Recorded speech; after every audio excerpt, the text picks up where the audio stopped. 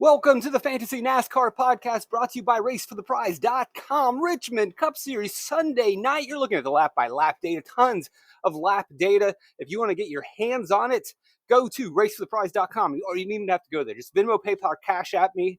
The links are in the bottom of this video.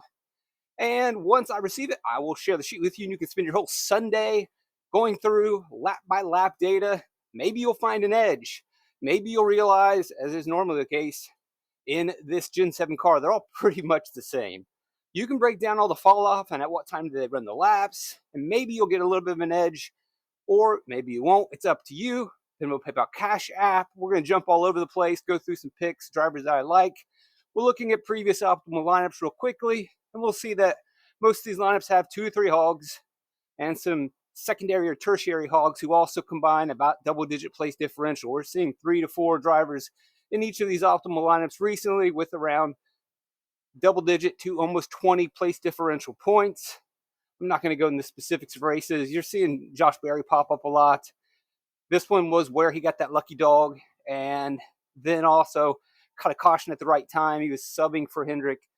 I mean, we can't break down every single lap that happens, but in general, we're seeing plenty of place differential come through, and we're seeing plenty of hogs come through. At the very least 2 running away with the race, maybe even 3. That third one could be anywhere from 15 to 30 hog or dominator points.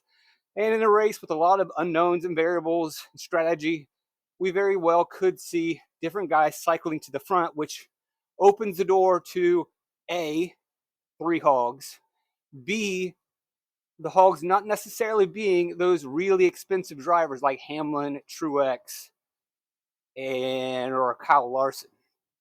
Although we really probably are going to lean heavily on Hamlin and Truex.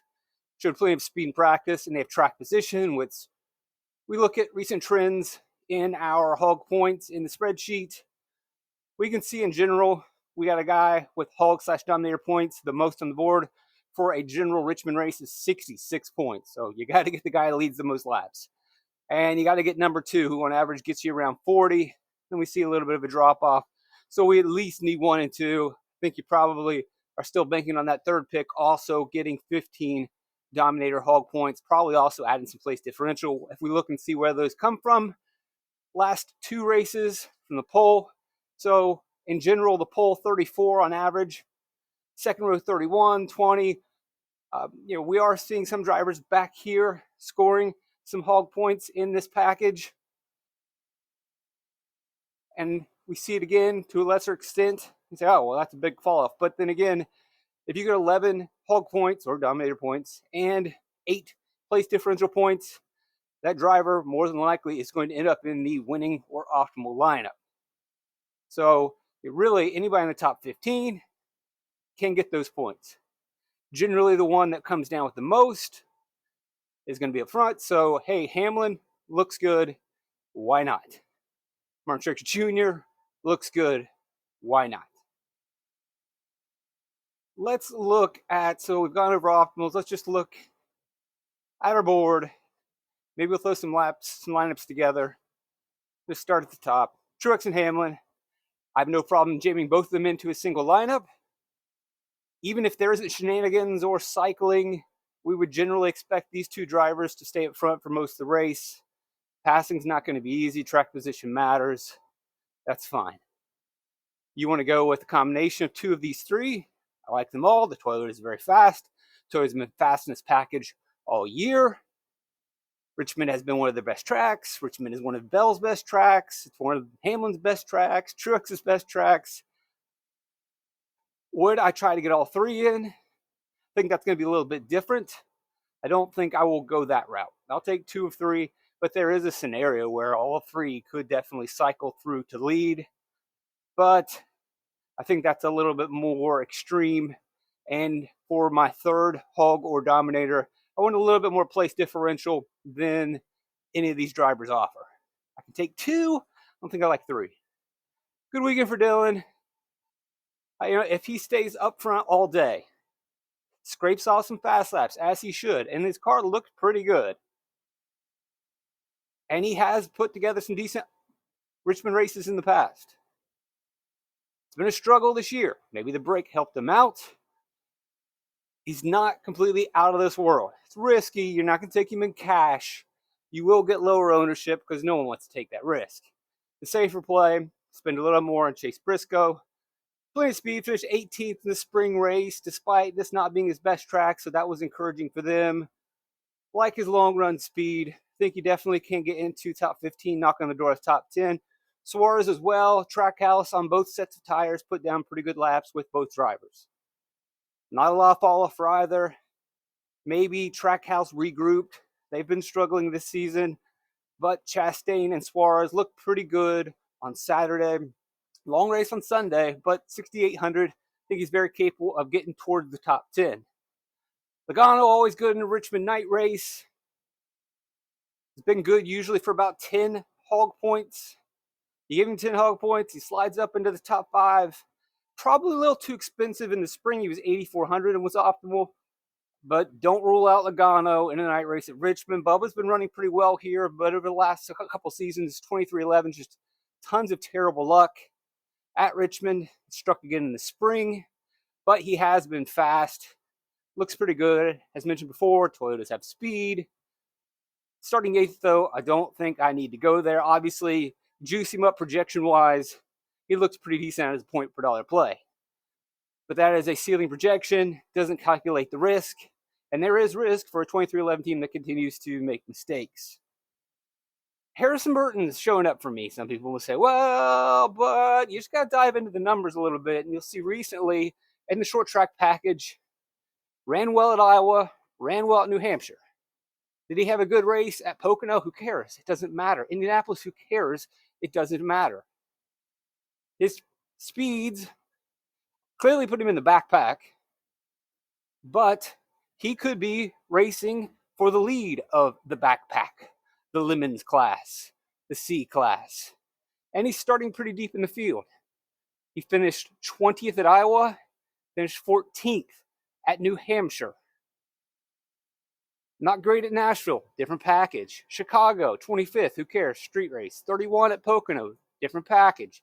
36, Indy, different package. We go back to the short track package. Wood Brothers, 20th and 14th, Iowa, New Hampshire. A 24th place finish from Harrison Burton will get the job done. And he's 4,700 and really opens your lineups up. Barry's just too much for me. It's awesome how well they are running at this track, and it's a carryover of this being a good track for Barry and a good track for Rodney Childers. But starting third, a little too much for me. Ross Chastain, I like it if you like Suarez. You like Chastain. I don't know how much more upside he gives you for 1,000, 1,100, so I'd rather go to Suarez. But he could surprise us. It is Ross Chastain. Zane Smith, not going there. Todd Gilliland, worth some consideration. He's been a top 15 driver this season, or at least over the last 10 races. He's running really well, decent speed in practice, could get you to 15th, but he cost you a little bit more. Much rather go with Harrison Burton. Much rather find the money to go up to Chase Briscoe or even Daniel Suarez. I think they have a little bit better upside. But we should always respect Todd Gilliland. If he were starting a little bit further back, maybe. Brad Keselowski, if you are taking the value in Harrison Burton, I think it's going to open the door to a lot of Brad Keselowski plays, and I have no problem with that. Richmond's a good racetrack for him. Speed was pretty good. His teammate had good speed. They don't have race winning speed, but they have top 10 speed. He knows how to run this race. It is a strategy race. He should be very popular. He's not showing up as high point per dollar wise, but I have him with a pretty modest projection of 10th. Maybe that is a bit of an overspend. We shall see. Buescher won this race last year, but they haven't really been winning races lately. So not quite on that hot streak. Could he kick it into gear? Yes. Could he win this race? Yes. Do I expect him to lead a bunch of laps and fast laps? No, not really. They'll scrape some, but at 8,900, he's not quite the discount I need. Chase Elliott could spoil things a little bit, and we saw Hendrick do a little bit different strategy on Saturday, so we don't really know the complete speed of the Hendrick cars. But if we just zoom out, take the 30,000-foot view, it has been mainly a Toyota-dominated year. Being up front really helps him, but I can easily see him running in the top 5 like he's done in most short tracks. but just not being able to beat Toyota short run or long run, not for me. Byron fits that mold of a guy who could get you around 10 place differential and could get you 10 hog points. And 9,400 he might sneak in. You could also go with Logano. I think Logano and Byron are both very similar plays. Speed was fine in practice. I think I would rather go a little bit cheaper and take Ty Gibbs.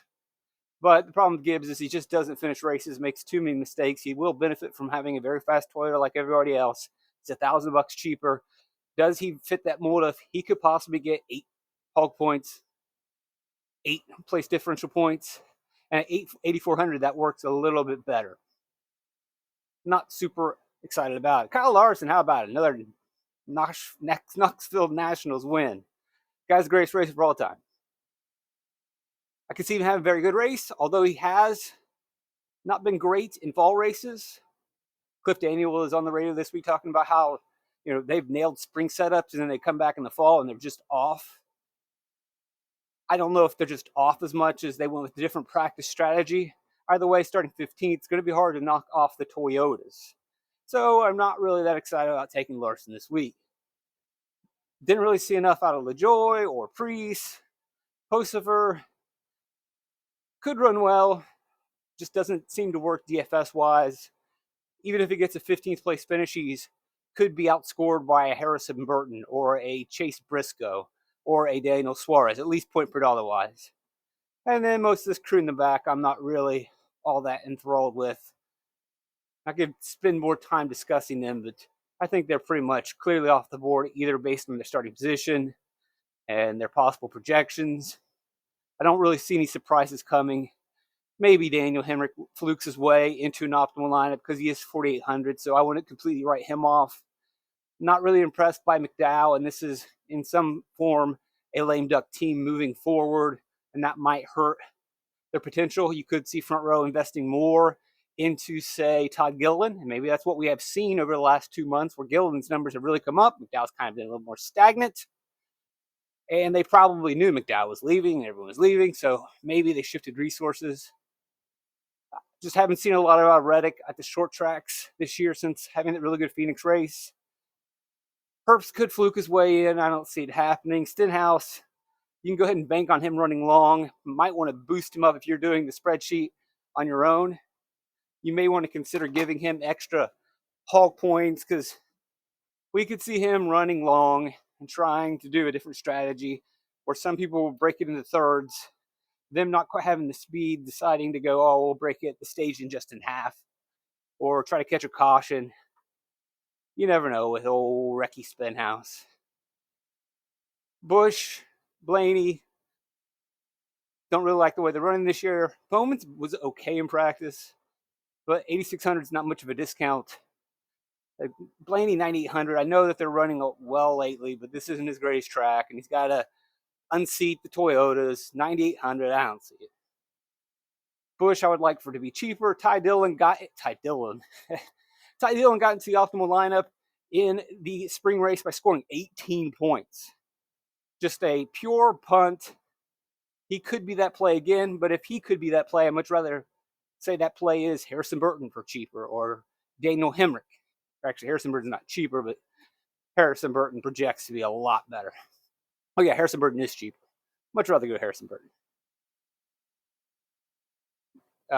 John Hunter Nemechek, again, this is just a pure punt right there with that Daniel Hemrick, hoping things fluke out, go his way. I'm not really that excited about rostering him, but he could work. You're just chasing pure place differential with your punt. But in that circumstance, it could be any of those guys. Nemechek, Dillon, Hemrick.